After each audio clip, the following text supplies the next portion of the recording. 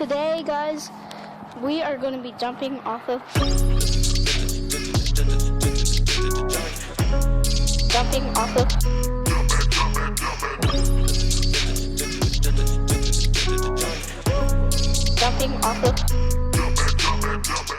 Yes, welcome back to another episode of Jumping Off Points, the podcast where we use current events as jumping off points to explore politics and culture.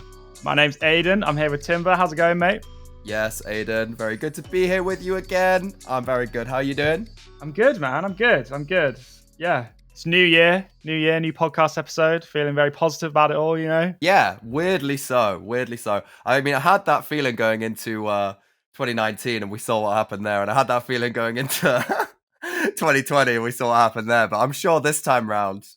This year's going to be our year, man. I can tell. Yes. We're going to hit 750 subscribers on YouTube. It's a big target. Aiden, I don't think I'm ready for fame. I don't think I'm ready for podcast fame on that level yet. What are we on now? 745? Something like that, yeah. Oh, right. Okay, so it's five more subscribers. Yeah. It's like one every 2 months. So yeah. So what are we talking about today, Aiden? Rishi Sunak has signalled that he probably won't call an election in May this year. My working assumption is we'll have a general election in the second half of this year. And in the meantime, I've got lots that I want to get on with. So basically, the British political system means that a Prime Minister can call a general election whenever they want, up to a maximum of 5 years when the next one automatically rolls around. So that the end of that 5 years for us is in January next year. So there will be an election in the next 12 months, but he has ruled out doing it really soon. The most likely reason why he's ruled it out is because the Conservatives are massively behind in the polls. Like Labour are just running away with it at this point. I think that they're just spinning the blackjack wheel at the casino, thinking if we leave it 2 more months, things are going to turn around. If we leave it 2 more months from now, we could be on top of the polls once again. Something might come up, basically, is what they're thinking, yeah. And with that in mind, with the prospect of a Labour government on the horizon, we thought it might be nice to have a quick look back at the last Labour government. So today's episode, we're going to be kind of analysing Tony Blair's new Labour and any similarities there might be with Keir Starmer's current Labour. Because I think we hear this a lot, don't we? Keir Starmer is the new Tony Blair. He has spoken very positively of Tony Blair and everything he says. The momentum appears somewhat similar, which is something we'll get into as well in this podcast. However, I did have this weird moment with a friend who I was catching up with at the weekend where I was like, what are you doing your podcast about? And I was like, well, it's about kind of some similarities between Tony Blair and Keir Starmer. And he was like, oh, what are they? and I felt like Mark Corrigan in the nightclub when he's explaining Secrets of the Pharaohs to this group. I was like, well, first of all, you have to say that it's a very different time and place. So any similarities are purely arbitrary. He's like, okay, so why are you doing a podcast about it? I was like, it's a bit of fun, all right? Calm down on the questions in the third degree, all right? We're just podding, having a good time with two friends, all right? For me, the reason why it makes sense to evaluate Tony Blair's Labour in the context of Keir Starmer's Labour is because, unlike all the Labour leaders since Tony Blair, Keir Starmer has said that he kind of aspires to do what Tony Blair did. So deliver a massive election win like Tony Blair did, and also that he's very proud of what was achieved in those new Labour years. He said that we have to be proud of that record in government and not be an arm's length or distant about it. He's drawing that comparison.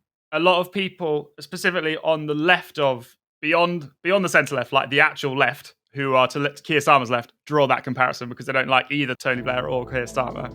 A lot of people are making that comparison. Whether it's fair at all, I don't know.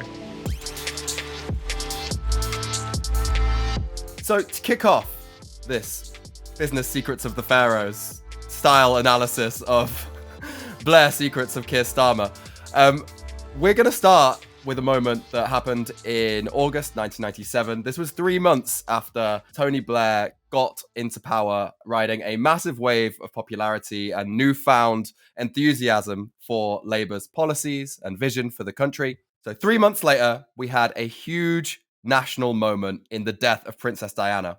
And when this happened, the very day of, Tony Blair came up in front of the cameras and gave this impassioned speech to the people of England. How many times shall we remember her? In how many different ways? With the sick, the dying, with children, with the needy. When with just a look or a gesture that spoke so much more than words, she would reveal to all of us the depth of her compassion and her humanity. Do you know what's funny about that clip? I was thinking, so in doing my research into Tony Blair this week, I've been struck by how good he is at communicating and like a real step above kind of prime ministers that I've seen as an adult in terms of when he's being interviewed and stuff. He's really sharp and he's really clear about what he wants to say. But watching that made me think someone's told him, this is how you give a speech. You deliver 3 words, then you pause. Then you deliver 3 words, then you pause. Yeah, that's true. Yeah. It almost comes across as like a weird sort of poetry where he's like, she's in our hearts. We will not forget her. Blah, blah, blah, blah, blah. I feel like, so was it like to simulate the emotion of crying? I felt like a lot of it was, Yeah, to mark the gravity of the moment, isn't it? because it's almost like he's, as you say, like his lungs are running out of air, and then he does a little start as if he's going to start a sentence, then he holds back on it. I guess a little bit like some sort of grief-stricken relative at a funeral who's like fighting back, don't want to cry. I don't know if that's part of the game. Yeah, this speech 3 months after the election is it's Tony Blair at the peak of his powers. I think it's the biggest ever election win for a Labour politician. There's so much enthusiasm behind the project. It's definitely a landmark moment for him in looking very prime ministerial, wasn't it? So it's probably also a very good segue into, he's appeared on the scene, he's led a really successful campaign. What are those policies and ideas? Because I think this is actually quite hard to nail down, even years after the fact. There's a very murky idea that he carried on neoliberal policies that existed under Thatcher and continued under John Major, but not much depth beyond that. Or I should say, not much precision or clarity in the specifics underneath that. Tony Blair, he created this idea of new Labour, kind of modernising the Labour Party, which previously had been much more rooted in unions and class struggle and more associated with that kind of like the left of industrial action. And Tony Blair is obviously like a very managerial figure. His approach across the board seemed to be more in line with what you might think of as being more conservative attitudes towards like business, private industry, emulating a lot of the techniques and attitudes that are found in the private sector to try to improve and reform the public sector. Well, this is the interesting thing as well. And we can have our first, what I would say is a seriously good overlap between Keir and Tony, which is that actually we look at Tony Blair as being a man unto himself who rose to power based on being good looking. Wait, I don't know. I look at him now and I'm like, I don't think he's very good looking. But at the time, I guess. No, but compared to John Major. The bar for politicians is underwater, isn't it, in terms of the good looks race? So he was seen as good looking, charismatic, and that was why he won. But actually, when you look into the circumstances, and this is something you see over time, the government seems to change hands in the UK following big economic crises. So under John Major, he entered us into the exchange rate mechanism at a price that was absurdly high, which we only know in retrospect. And it meant that basically people started pulling their money out of the pound in 1992, and he had to pull out of the exchange rate mechanism, leading to what we call Black Wednesday in the UK, which was a big sort of economic crisis. And that really fractured people's views of the Tories as good managers of money. Similarly, I think Keir Starmer, he's not just riding off of his own vision for the Labour Party. He's also riding on what's seen as the economic failure of the Tories under the Truss administration, right? Yeah. Truss's mini budget was widely compared to that Black Wednesday event, wasn't it? Where interest rates skyrocketed. John Major won the 1992 general election, and polls showed they were 2.5% leading the Labour Party.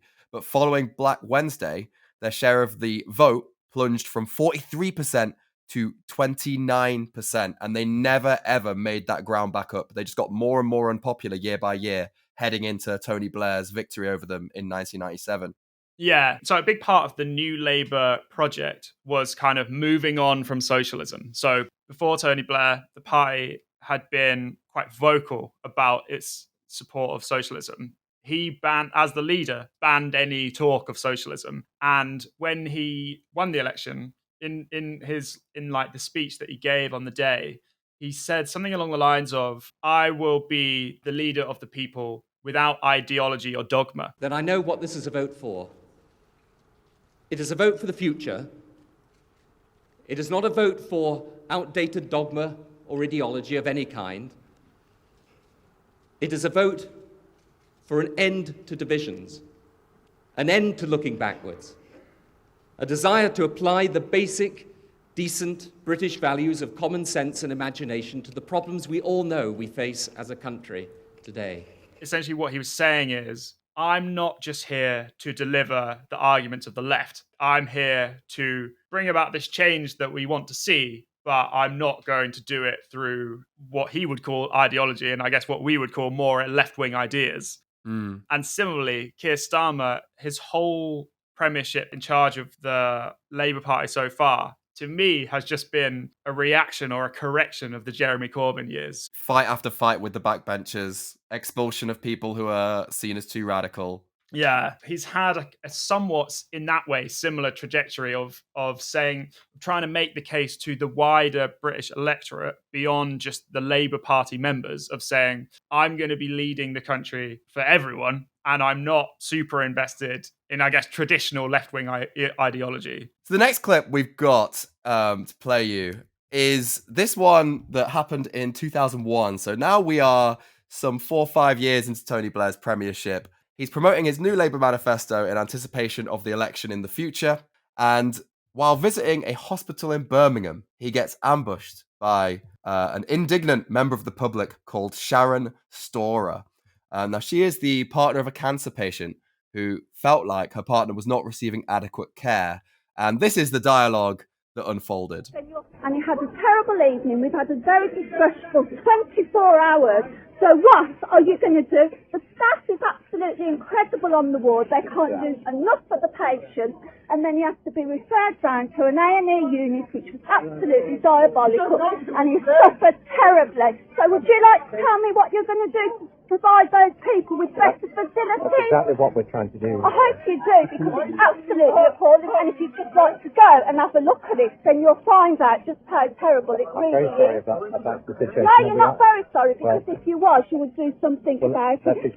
Oh, mate. Fucking hell. Like, there is no worse situation for a politician than that, I don't think, because it doesn't matter what you are doing policy-wise, or like what money you've put into the situation to fix this on a national scale. You cannot do anything about the fact that they've waited for 24 hours in that hospital for whatever reason. Do you know what I mean? So you're just like, you're fucked. We'll also notice it's the asymmetric warfare of the conversation, because Tony Blair is trying to say, right, okay, campaign promises, we're going to try and fix this. And you've got to like narrativize and think also how you're coming across to the camera at the same time. So you got to keep all that in your head. Whereas all Sharon has to do is like, what are you going to do? No, you shit. You fucking shit, mate. What? No. What are you going to do? No. What are you going to do? It's not like he can say, oh, I'm going to go in there and I'm going to go and tell them to get you seen straight away. Do you know what I mean? Like, there's nothing he can do about this situation. We have a political comedy in the UK called The Thick of It. And there's a scene there where there's a woman who confronts the lead character in that series saying, have you ever had to clean up your own mother's piss? Hello, lovely to meet you. Hello. Do you know what it's like to clean up your own mother's piss? I'm sorry? Do you? I mean, she was in that home for 16 weeks. Do you know what it's like to clean up your own mother's piss? That's very tough, isn't it? That's very, very tough. And Hugh Abbott just sort of stands there with a gormless expression on his face. I've only just realised that was the inspiration for that scene, wasn't it? So good. It's so good. That show is hilarious. You know, that brings us on to discussing the spending on education and health that occurred under Labour. If you just look at the general graph of NHS expenditure over the years from 1980 to 2023, the biggest real terms percentage change that we see across that whole time period is between 1997 and 2005, which were obviously the beginning of the Blair years and tailing off then when we head towards the credit crunch in 2008. So I think that commitment to public spending is, you can see it in the data in real terms, not just in, how much more was given on a year per year basis. Yeah, it's a great graph. It's a great graph. It's a good graph. Yeah, I think it's actually a really interesting one, because before I started doing the research for this episode, if you'd asked me what Tony Blair's record on the NHS was, I would have probably said pretty bad, because the information that had filtered through to me from leftists that I know was essentially Tony Blair made moves to somewhat privatize the NHS. And this is like essentially a bad thing. But when I started looking into it, so Tony Blair, when he came to power in 1997, a massive issue and something that he campaigned on was how bad the NHS was under the Tories. So waiting lists were really, really long, similar to now. And one of his big pledges was that he would drastically reduce the waiting lists. And he did manage to do that. So he drastically reduced the waiting list. So in 1997, there were about 300,000 people waiting 6 months or more for operations. By March 2006, there were only 199. The average waiting times in 2007 were about 6 weeks. So a drastic reduction in waiting times. So I think what I read was that did happen, and there was a massive improvement in healthcare under New Labour, but that was accompanied by lots of local hospitals closing in order to make way for these bigger hospitals that covered a larger area. And so public perceptions were misaligned on, what Labour felt they'd achieved, because to them it was like, well, no, you closed down my local hospital, and that was like a local place that I could go to, and now I have to go further to this bigger hospital.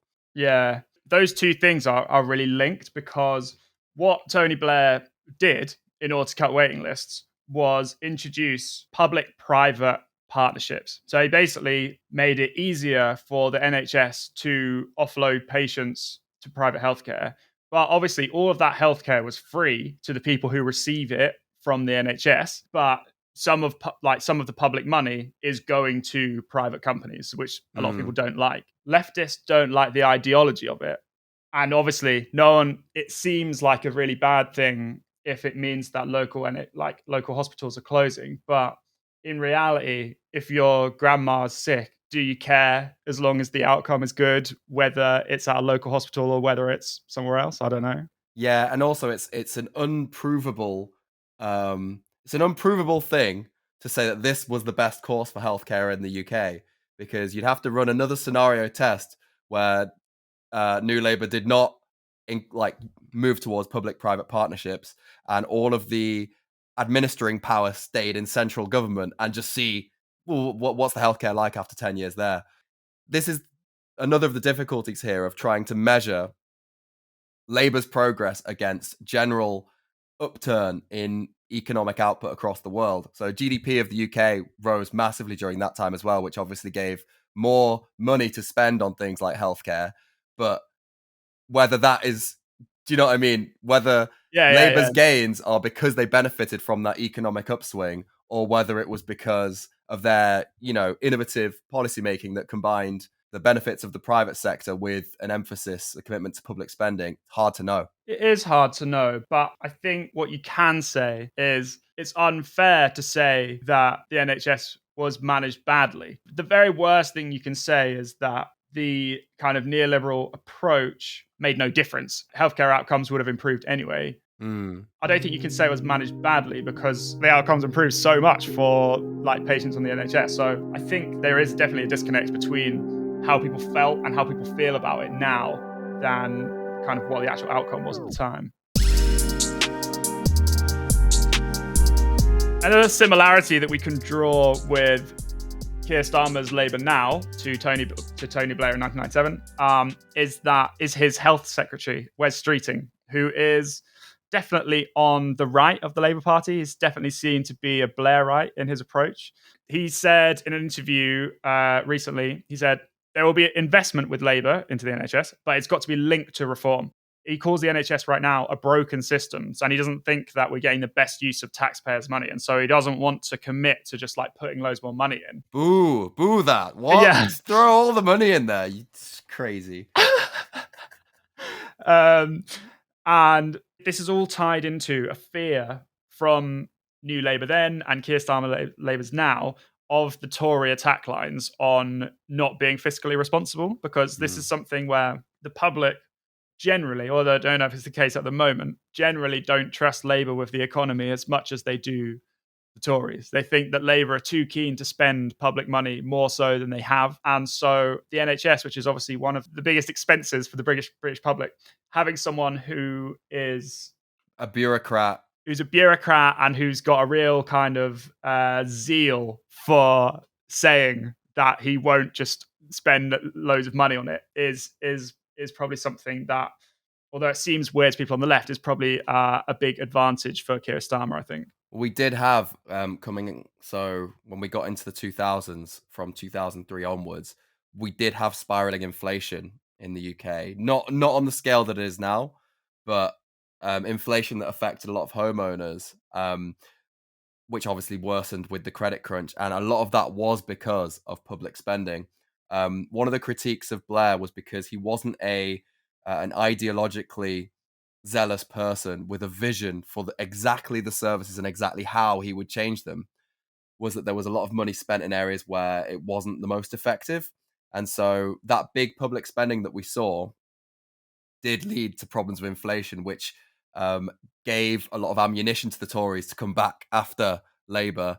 Tories in the mould of David Cameron to say, look, you say that you're the more fiscally responsible version of Labour, but we can't see that. Inflation's out of control when it came to that election later on that year.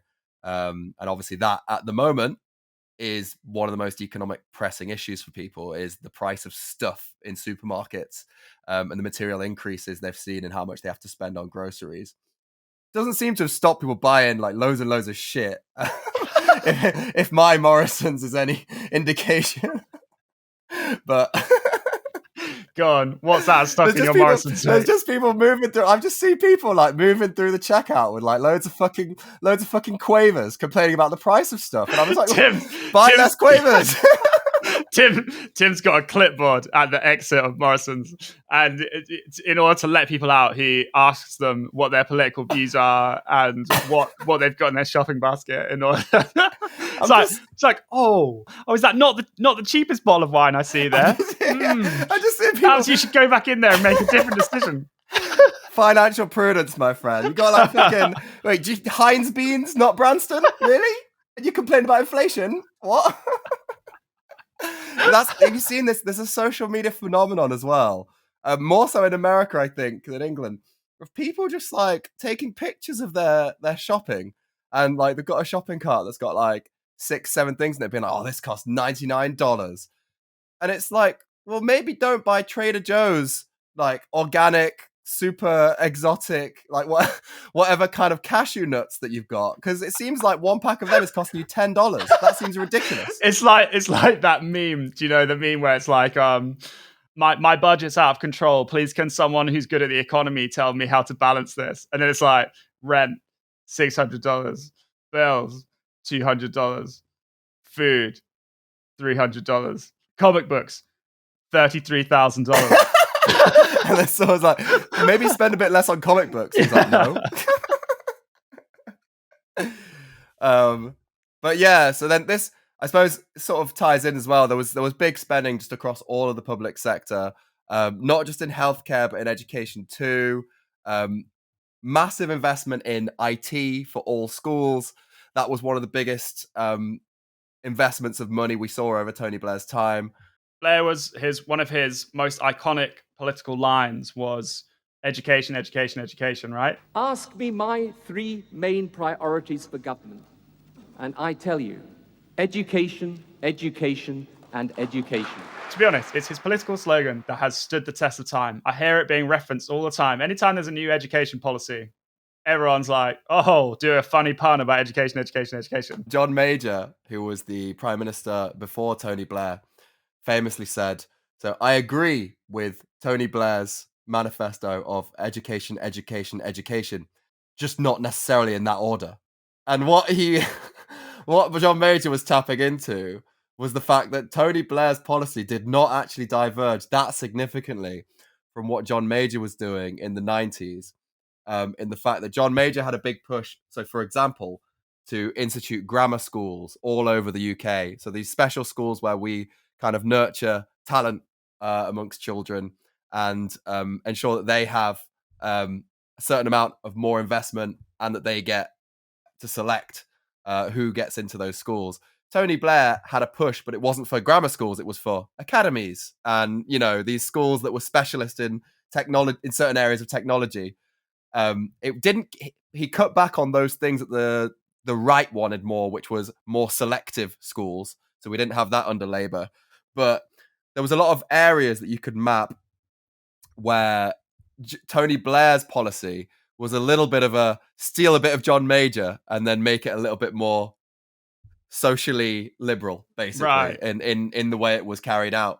But yeah, so that John Major quote was tapping into that. He also said, "I did not at the time appreciate the extent to which he, Blair, would appropriate conservative language and steal our policies. The attractive candidate was to turn out to be a political kleptomaniac." Wow. Hard.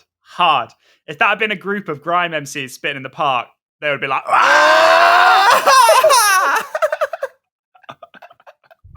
yeah. So I mean, he did. So there was a feeling from John Major himself that Tony Blair was being John Major light in the way that he delivered these policies. I guess all of that is a kind of testament to the fact that Tony Blair was firmly in the middle ground, right? Like you say, a lot of the ethos behind his policies was based in kind of the traditional thinking of the right, like markets, competition, meritocracy. But the way that he packages them is a bone for the left. Another good example, job seekers benefits. So those were brought in under John Major to replace unemployment benefits. So unemployment benefit was a benefit that you got if you were unemployed, full stop. John Major brought in job seekers, which added this clause that, well, if you're gonna be unemployed and get unemployment benefits, this is a job seeking benefit. You have to show that you're looking for jobs. It's targeted, it's audited. You are subject to going in and speaking to your beleaguered job seeking advisor every week. God, I was unemployed for a while getting that benefit. And the guy in there was so sad every week that I saw him. He he was disappointed with your progress, was he? Yeah, he was like, "How's it been going?" Then I was like, "Oh, still no jobs." And he's like, "What's going on here, mate? You got a degree. Like, what? what the fuck are you doing out there?" Yeah, you're like, someone who's good at time management make this make sense. I spend 1 hour a day looking for jobs, and I spend 23 hours a day making YouTube videos. I was like, "Mate, I think my YouTube career is really going to pop off." And he's like, "No, it's not, mate. It's not, all right? Get yourself down to McDonald's. Sign on."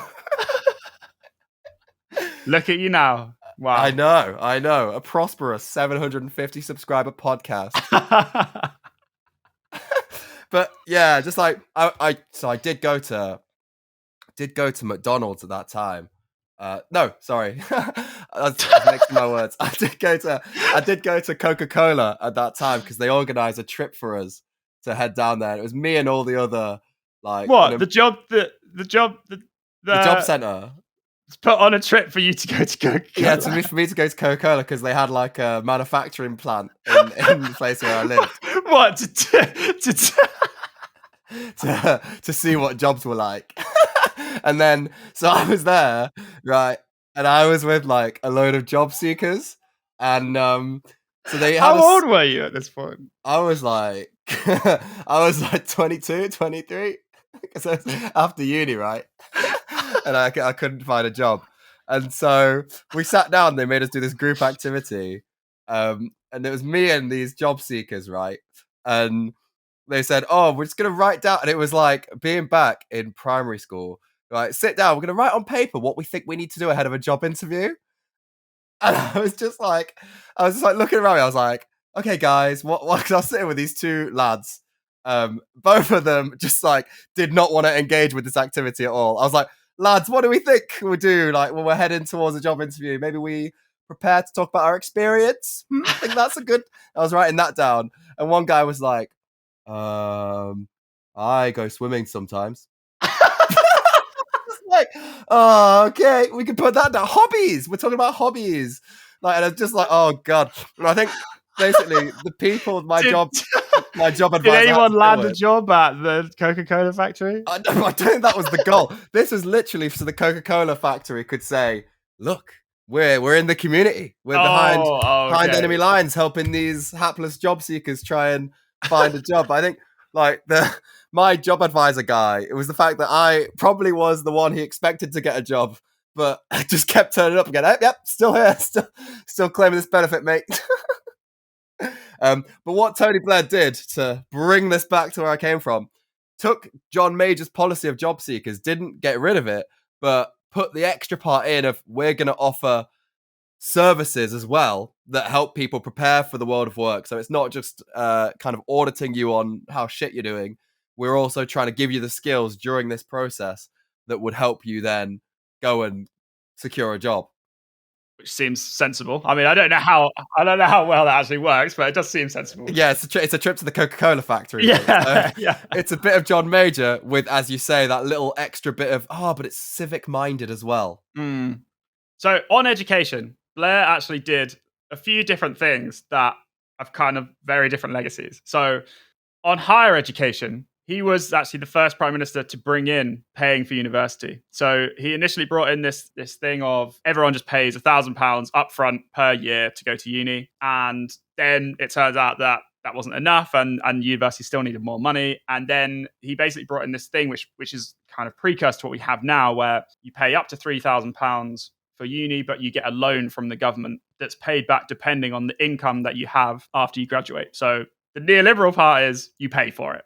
Yeah. You have to pay. It's not completely publicly funded anymore. The kind of little left-wing bit that he does is if you don't earn much, you don't pay it back. You know, so he's still got that in there. But obviously now that policy has become, what is it, £9,000 a year now? 9,000, yeah. Spiraled out of control under the Lib Dem Conservative coalition of the 2010s. Yeah, and to be honest, even now, I think a lot of universities are actually considering the fact that they might go bankrupt because they're not, the funding that they get just isn't enough. So long term, it hasn't worked out. Like having them not publicly funded has not guarded against them not being properly funded. But something that he did that I would say is more of a success is he started the Sure Start program. It was a special program for families with children who are really young, so children under 4 in disadvantaged areas.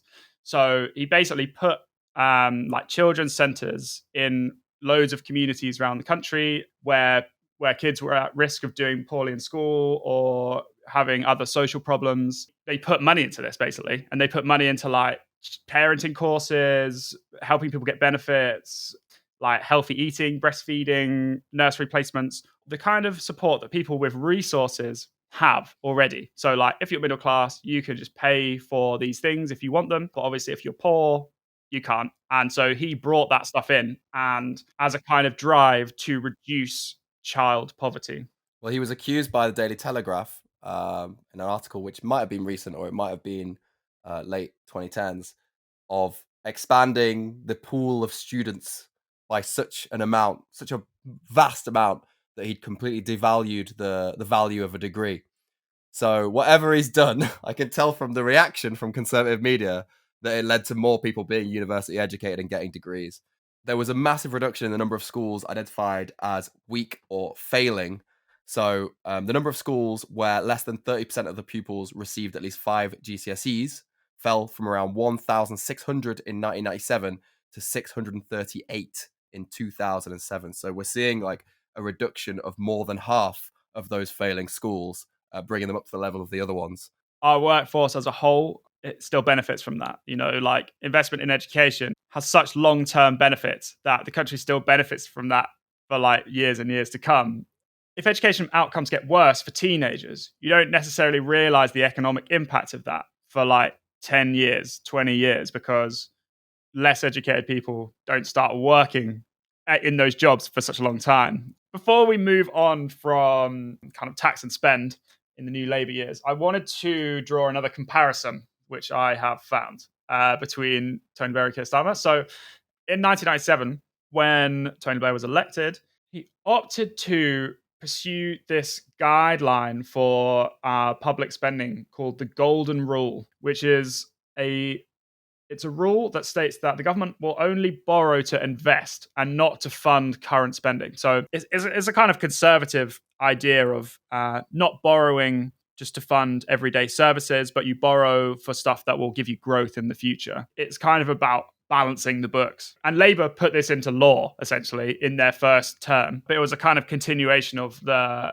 economic ideas of Margaret Thatcher. Keir Starmer and his shadow chancellor, Rachel Reeves, have surprised people by saying that they will stick to pretty similar fiscal rules that the Conservatives have now.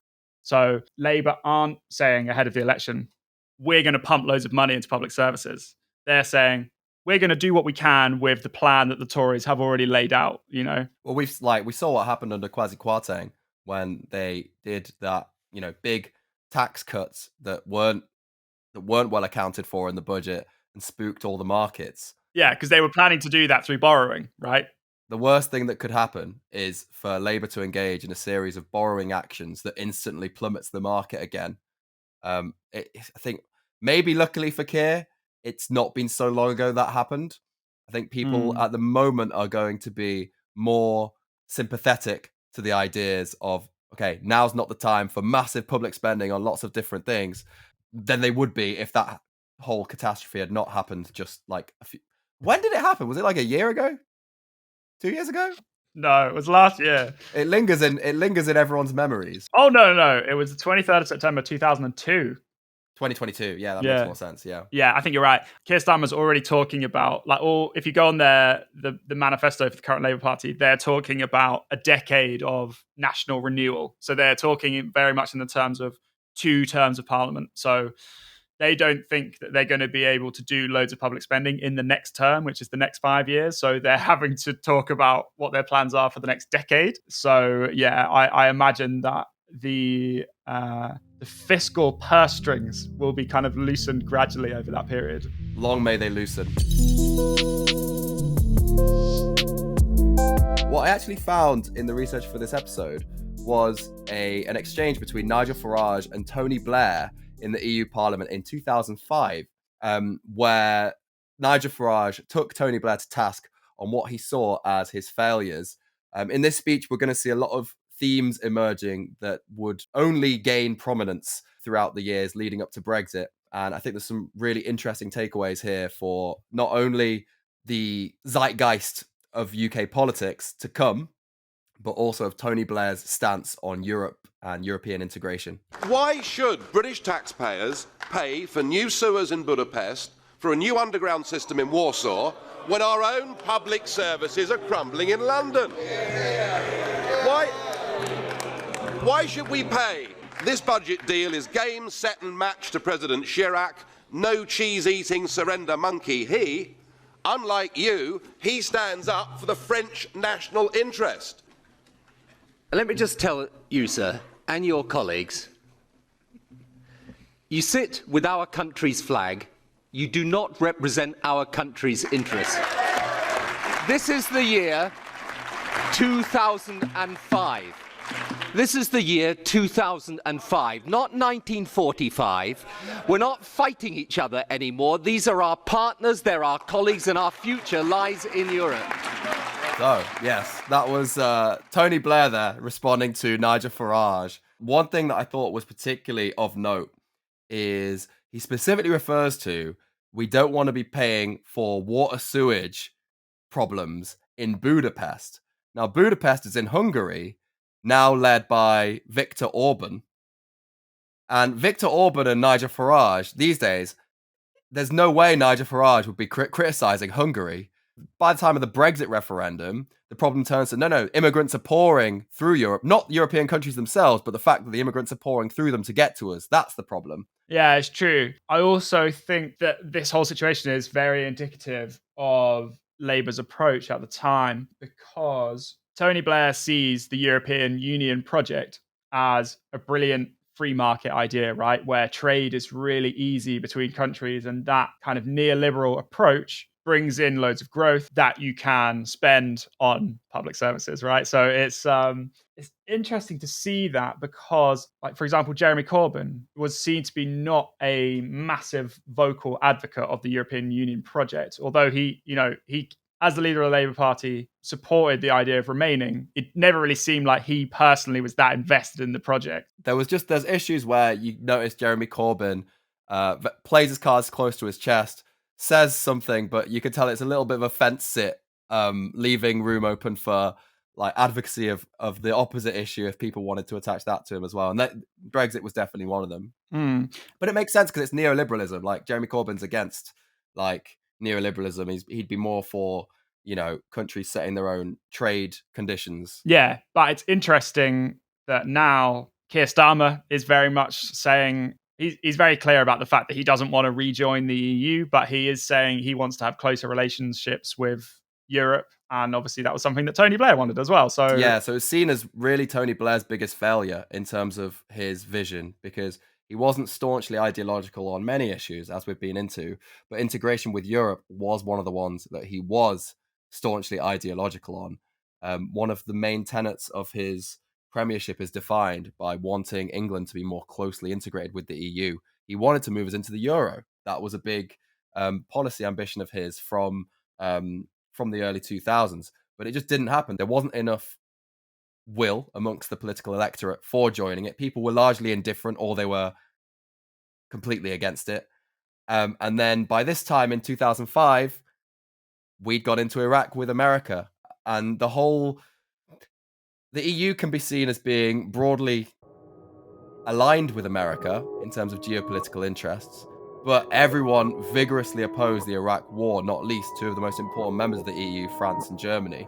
And so that's why I think it's seen as Tony Blair's biggest failure, because it wasn't just antipathy amongst the British population, his own actions in going along with the Iraq intervention, which distance ourselves politically from all of the other people in the EU. So let's move on to civil partnerships. Next tonight, the first day of the rest of their lives for dozens of gay couples across the region as they were finally able to tie the knot legally. A civil partnership isn't quite a marriage, but it's a milestone for gay rights. So something I found out today that was quite funny is that in 2014, Tony Blair was named as one of the top 30 gay icons of the previous 30 years by Gay Times, up there with like Boy George and people like that, because during his period as Prime Minister, he lowered the gay age of consent to bring it in line with that for straight couples. So I think before it was like you couldn't have gay sex until you're 18, but if you were straight, you could do it when you were 16. So he lowered that. He introduced civil partnerships for gay people, which was obviously the first step towards gay people being able to get married. And obviously it gave them, civil partnerships gave gay couples the same legal rights as married straight couples. He repealed Section 28, which was a law introduced by Thatcher, right, to stop people being able to promote homosexuality in schools. Is that right? Yeah, and it's kind of interesting because we think of ourselves in the UK very highly as being above the culture wars of the US. But I went back and rewatched a speech given by Thatcher at the time that Section 28 was implemented. This was a bill, essentially, that made it illegal for teachers in schools to promote homosexuality, which came with a lot of baggage, obviously, around it, because defining exactly what promoting homosexuality was and what level of behavior came under the need for legal scrutiny under the law was never really properly defined. But there's a speech that she gave in 1987 just ahead of this bill being put into force. I think it does reflect a kind of a homophobia that is easily forgotten, I think, when we think back to that era. Children who need to be able to count and multiply are learning anti-racist mathematics, whatever that may be. Children who need to be able to express themselves in clear English are being taught political slogans. Children who need to be taught to respect traditional moral values are being taught that they have an inalienable right to be gay. Someone even saying that would be completely fine. It's like, oh, telling someone they've got the right to be gay, that's not even an issue. Yeah. Even for conservatives now. Yeah. It really reminds me of a lot of the MAGA Trumpist stuff in the US where they're kind of like banning books about being trans and stuff. But they've got a real good way of cloaking it now with they're promoting sexuality amongst children. They're trying to sexualize education. So this is an area where we shouldn't be talking about sexuality. We shouldn't be talking about, being gay or whatever, because it shouldn't come under the things that children need to be learning, like English and maths and blah. And we're not saying we've got anything against, people being gay, whatever they want to do, whatever sick, twisted urges they have. That's their business. But Margaret Thatcher explicitly comes out and says what I think is the dog whistle. Yeah. The underlying message, they're being told they have a right to be gay, and that's a problem. And I don't like that, yeah. And that being against, moral values. She's like, they should be learning moral values, but instead they're being told that it's okay to be gay. Yeah. Yeah.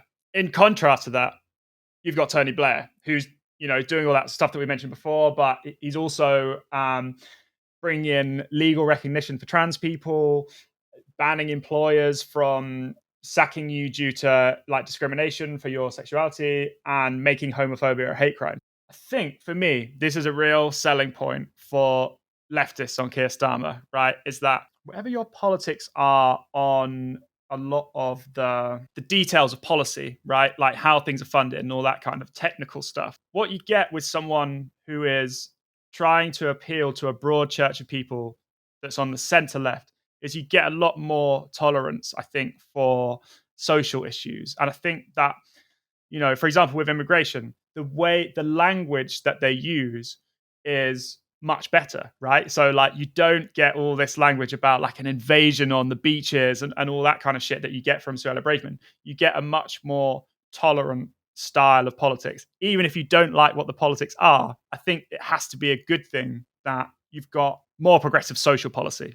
And that's true because, as I was saying before this podcast, I was trying to look at like a speech of Tony Blair talking about gay rights, and I couldn't find one, which I think is probably indicative of the fact that he probably didn't talk about gay issues, gender issues, all that much up front in his speeches. But as you say, under the guise of increasing productivity in our bureaucratic processes, striving towards a more sort of equal, free neoliberalism, which is what Tony Blair was, with more social spending. Under the cover of that, you have all these incremental achievements for human rights that aren't, aren't being projected through the foghorn of the Labour Party as, the things that it's trying to set out to achieve, but just get passed sort of quietly. I think conservatives are much more receptive to politicians running on culture war issues. Keir Starmer's Labour want to be seen to be the right choice based on the economy, on the environment, on housing. Rishi Sunak's government want to win the election on banning asylum seekers from entering the country, on stopping trans people from using like what the bathroom that they prefer. I think that they're at the current moment, there's a real strain of there's a lot of culture wars in conservative. I think it's all they have. I don't think in the last 10 years we've seen any radical conservative policy shifts, because the whole idea of changing the system in these ways to try and take apart the things that have not gone well in the past just goes against the whole conservative ideology and the conservative tradition. So it just becomes about, well, how do we sell something that is keeping Britain the same as it is, but in a way that is radical and does appeal to the hardline factors of our base? And that becomes culture war issues, because you can associate it with very aggressive rhetoric. You can associate a clear enemy who's to blame for the problems.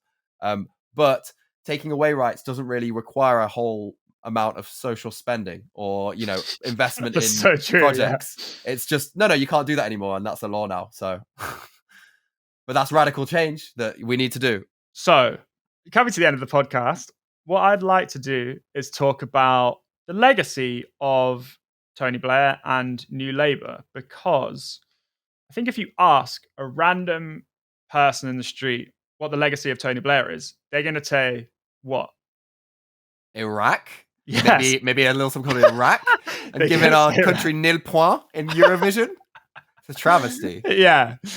So I think a lot of the analysis of the kind of nuance of the policies and the outcomes from the new Labour years are lost on people in the left because of how disappointed they were with Tony Blair accelerating the UK's participation in the Iraq war. Yeah, what do you think about that? And very unfortunately, I think when you see speeches where Tony Blair wasn't being a weather vane, taking the mood of the population, one of the rare occasions where he wasn't was the Iraq war. There was a widespread dissent for that war amongst the left, even more so, but all over. But Tony Blair clearly felt like he had to follow George Bush's lead and hold the line because this train was moving forward with or without Great Britain. So I've read into the circumstances around it. Tony Blair, from an earlier point before 2003, was pushing for George Bush to do things in a way that was fitting of the UN's charter, that you had to go and get approval from the UN before you did a military intervention. You had to put things in place to protect human rights as you undergo this lateral military action. And Tony Blair felt that without him, George Bush would have gone in much sooner and done it in a different way. But along that process, Tony Blair ended up just tangled up in telling the same lies that George Bush told to justify the war. The lies that came out about the WMDs and stuff, they were necessary lies, I would say, to get people to support it in any sort of capacity. Also, I think something that was lost on me is that Blair's argument was always that there was like clear and definitive information, intelligence that showed that Saddam Hussein had these weapons of mass destruction and that they were a threat to other places in the region. And obviously, that turned out not to be true. So that's the catastrophic error, that he did something based on this idea that turned out not to be true at all. But he's always stuck to the line that it was the best intelligence available at the time. And the most generous thing you can say in defense of Blair is that there were 3 public inquiries into the decision making that went into Britain joining the war in Iraq. And all of these inquiries found that there was intelligence at the time that said that. It wasn't as if Tony Blair was maliciously rubbing his hands together and saying, ha ha ha, I'll tell them that they have weapons of mass destruction. That's a pretty good theory. Exactly. So I think what the issue is, whether that's true or not, it's still a decision whether you go and join the war. And in this instance, he made that decision. And I think the criticism is that obviously there was wrong information. So it clearly wasn't clear and definitive intelligence to tell him that. And he made the wrong decision. So I think even though he might say he feels like he did the right thing, you have to judge politicians on the outcome of what happened, right? You can't just judge it on their intentions. And the outcome was obviously that thousands of innocent people died based on bad intelligence. And like unrest in the Middle East that extends till today. Yeah. Another big fact here is obviously George Bush. Fewer people remember Bill Clinton when he was in power. He conducted a humanitarian intervention in Kosovo, which was to prevent the Bosnian genocide. It was tactical deployment of US strikes across this area. People like to just throw all that in the same basket as Iraq and say, oh, the US bombing is always bad. You look into the Bosnian genocide, like Milosevic was absolutely doing atrocious things in Kosovo. They had reports from camps there that the war commanders were making other prisoners bite the other one's dicks off, like Bosnians in that area. The more you read into it, the worse it gets. And that humanitarian intervention, Bill Clinton went through the United Nations. Not all of the European countries were on board, and Bill Clinton waited and waited and waited and just kept going with the arguments. He was like, this is what I think we should do, blah, blah, until he got that approval, and then they conducted it with the full approval of the UN and did it in, I think, a really, really the most humanitarian way they could have. There was only strategic strikes on military targets. The result was that Milosevic straight away pulled all his troops out of the area. It brought an end to the Bosnian genocide and the conflict in that area. It did exactly what it needed to. And so You then ride on that through to then the build up to the Iraq War, where in George Bush you have a completely different character. He doesn't want to wait for approval from the UN countries. He feels like America needs to force its will upon other countries in the area. And as the ally, being a small European country who doesn't exercise really any power over what America's going to do in the long run, you can exercise influence, but not, you can't flex your muscles over them. By strapping himself to George Bush's cause, he was doomed, I think, to be betrayed by the different people that George Bush had in power. Yeah. And, as you say, the intelligence was bad. So as soon as he was strapped to that project, I think he was doomed to failure. That massive fuck up is what will always be Blair's legacy. Doesn't matter about anything else that happened. And I'd always thought that had made Blair uniquely unpopular. But I did some reading today into a popularity poll that was done last year, asking people to remember prime ministers from the last 25, 30 years and kind of rating how good they were. And out of this list of people, Rishi Sunak, Liz Truss, Boris Johnson, Theresa May, David Cameron, Gordon Brown, Tony Blair, and John Major, Tony Blair had the highest percentage of people remembering his prime ministership as good. It's just a fucking popularity contest, isn't it? It's a popularity contest. He had the highest percentage of people who voted for other parties in 2019 saying that he was good. So of people who voted Conservative and Liberal Democrat in 2019, more of them than people. Yeah, it's too complicated to explain, but it's just interesting. No, I get it. Yeah. So like, obviously, Boris Johnson is remembered very poorly by Labour and Liberal Democrat voters in 2019. Same with Liz Truss, but Tony Blair's legacy is that his popularity across the board, across the political spectrum, has stayed relatively high for an ex-prime minister. Every single prime minister on the list has more people thinking they were bad than good. That's just a given. But it's just interesting to see that his legacy is actually one of a more popular prime minister. And I just think that comes down to something fundamental about politics, which is that you can have policies aiming in whatever direction you please, but people will fall for someone who is charismatic and personable much more so than they will someone who is rigorously ideological with an agenda for the country. I think Tony Blair has that, and I was going to mention this during the segments, but I think that is where the comparison between Keir Starmer and Tony Blair falls down a bit for me. I think you can look at the neoliberalism, the policies, the Thatcherism with a bit of social spending, the openness to markets, and say there's a lot of tie-ins here.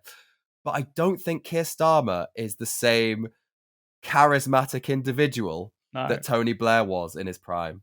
No, he's so not. And it always feels like Keir Starmer's approach to having a personality is he's just not having one and waiting for everyone else's personalities to fuck up their political opportunities. And he's just going to be waiting there as the boring guy who doesn't say anything controversial until he gets elected to be the prime minister. I mean, he's going to need to do a lot of work into the election, appearing with One Direction or something. Going, yes, I'd like a pint and listening to One Direction at the pub.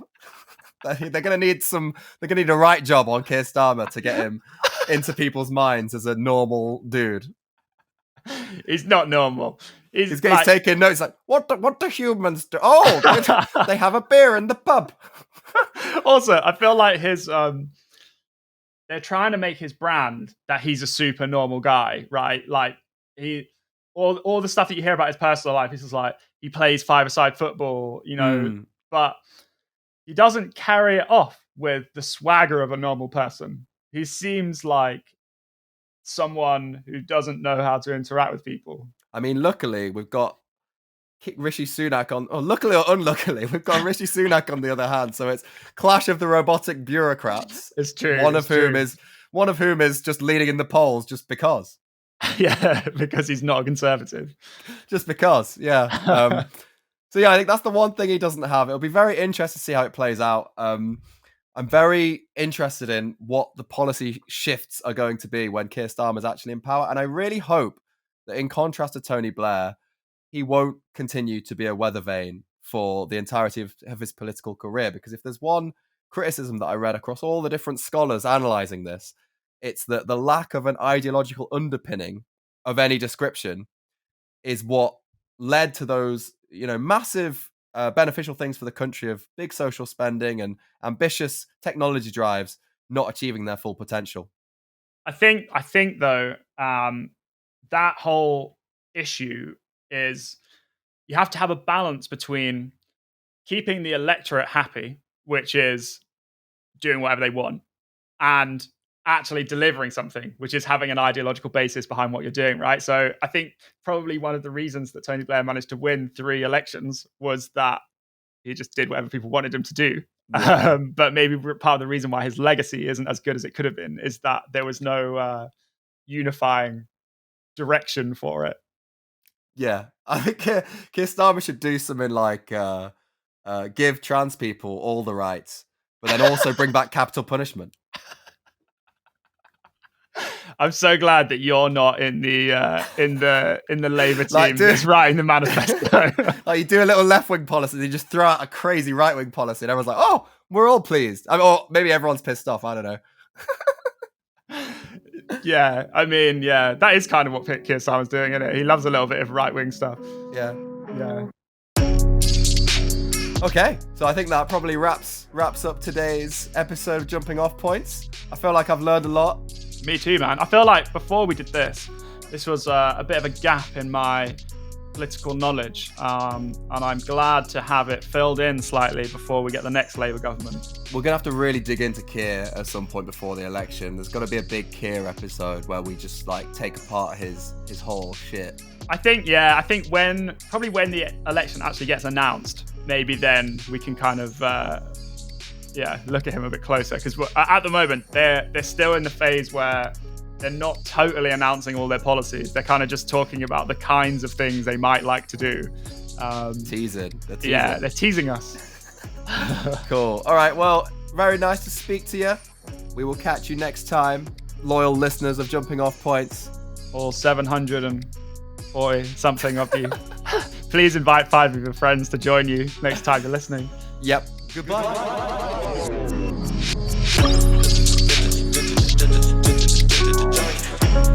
Jumping off of